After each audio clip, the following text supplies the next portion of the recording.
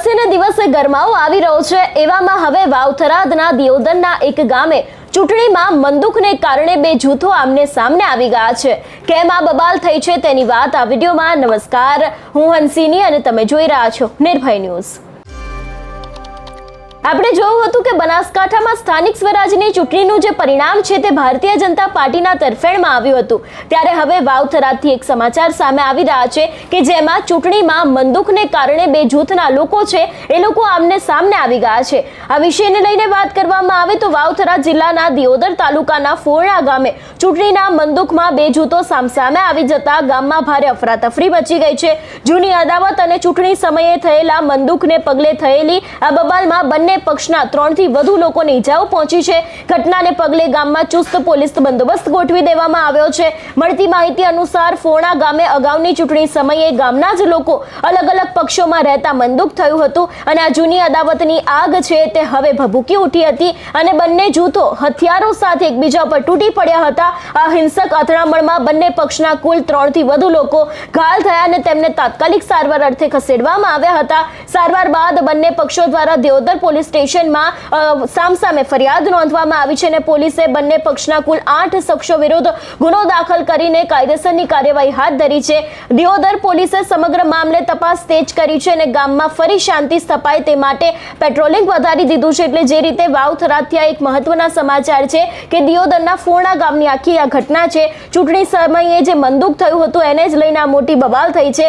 ગામના જ લોકો ચૂંટણી સમયે સામસામે રહેતા બંદૂકમાં આખી આ બબાલ થઈ છે અને બંને પક્ષના 3 થી વધુ લોકોને ઈજાઓ થતા આખી બબાલ છે એમાં તે લોકોને હોસ્પિટલ પણ લઈ જવામાં આવ્યા હતા અને બંને પક્ષના 8 શખ્સો વિરુદ્ધ અત્યારે પોલીસ ફરિયાદ થઈ છે અને પોલીસે આ સમગ્ર મામલે ગુનો નોંધીને અત્યારે હાલ આગળની તપાસ હાથ પણ ધરી છે। એટલે જે વાવથરાદ દિયોદરમાં આપણે જોતા આવ્યા છે કે જે રાજકારણ અવારનવાર ગરમાતું હોય છે અને એના જ પગલે હવે ચૂંટણીમાં બંદૂક થયું હતું ને ત્યારે જે બે જૂથના લોકો છે એ લોકો આમને સામને આવી ગયા હતા। અંતે સામસામે પોલીસ ફરિયાદ થઈ હતી એવી પણ માહિતી સામે આવી રહી છે। સૌથી પહેલા તો આ દ્રશ્ય ઉપર નજર કરીએ।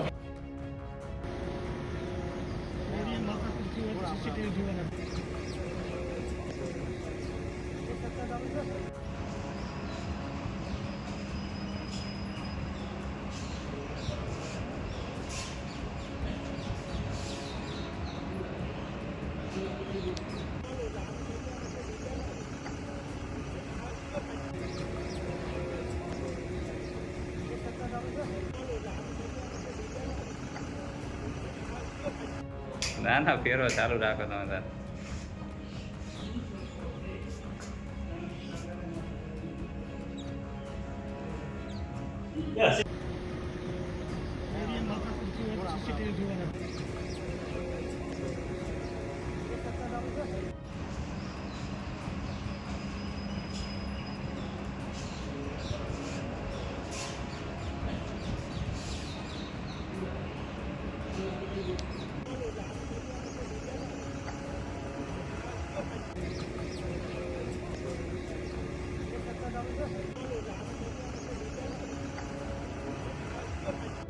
ના ના ફેરો ચાલુ રાખો તમે તાર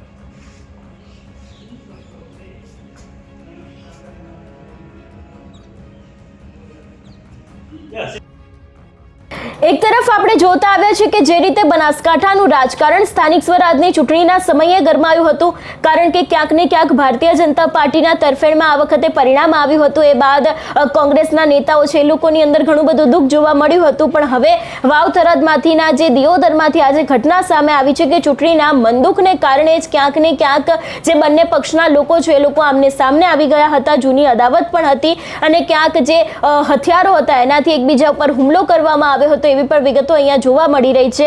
ને જે રીતે આખો બનાવ સામે આવ્યો છે ને એટલું જ નહીં, આ બબાલમાં બંને પક્ષના 3 થી વધુ લોકોને ઈજાઓ પહોંચી હતી અને ઘટનાને પગલે ગામમાં ચુસ્ત પોલીસ બંદોબસ્ત છે એ પણ ગોઠવી દેવામાં આવ્યો છે। અને ફોરણા ગામે અગાઉની ચૂંટણી સમયે જ ગામના લોકો અલગ અલગ પક્ષોમાં રહેતા આ બંદૂક થયું હતું ને આ જૂની અદાવત છે તે ભભૂકી ઉઠી હતી અને બંને જૂથો છે એ લોકો હથિયારોની સાથે એકબીજા પર તૂટી પડ્યા હતા અને આ હિંસક અથડામણમાં ઘણા બધા લોકો છે એ લોકો ઘાયલ પણ થયા હતા અને અત્યારે હાલ ક્યાંક ને ક્યાંક પોલીસે બંને પક્ષના કુલ 8 શખ્સોના વિરુદ્ધ ગુનો દાખલ કરીને સમગ્ર કાયદેસરની કાર્યવાહી છે એ પણ હાથ ધરી છે એવી પણ વિગતો સામે આવી રહી છે. આ સમગ્ર વિષયને લઈને તમારો શું અભિપ્રાય છે અમને કમેન્ટ કરીને ચોક્કસથી જણાવજો. તેની સાથે અમારી ચેનલ નિર્ભય ન્યૂઝને લાઇક, શેર અને સબસ્ક્રાઇબ કરવાનું ભૂલશો નહીં. નમસ્કાર.